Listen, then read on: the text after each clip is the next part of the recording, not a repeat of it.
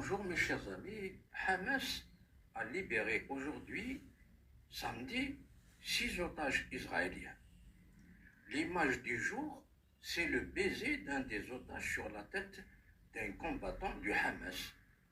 Mais que signifie ce baiser? Bien sûr, pour les médias français, c'est une mise en scène du Hamas pour humilier les otages. Ils ont été obligés de le faire. Par contre, chez les médias arabes, on a dit que cela montre la dimension humaine du comportement des combattants du Hamas avec les otages. C'est une conséquence directe du bon comportement du Hamas lors de la captivité. Au contraire du comportement d'Israël vis-à-vis des prisonniers palestiniens, Israël a torturé les prisonniers palestiniens d'une façon sauvage. Certaines prisons israéliennes sont comparées à Guantanamo.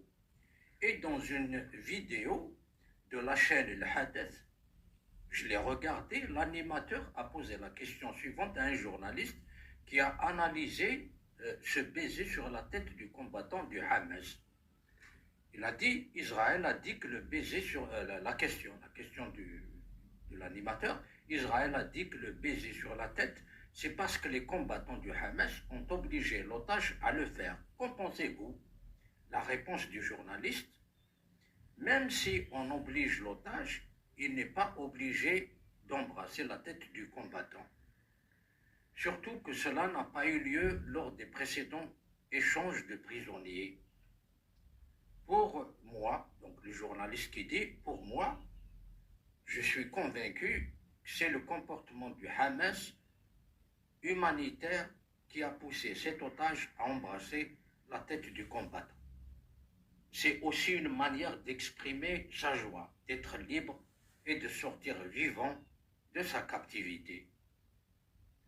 Voilà mes chers amis, mais moi j'ai aussi une autre idée.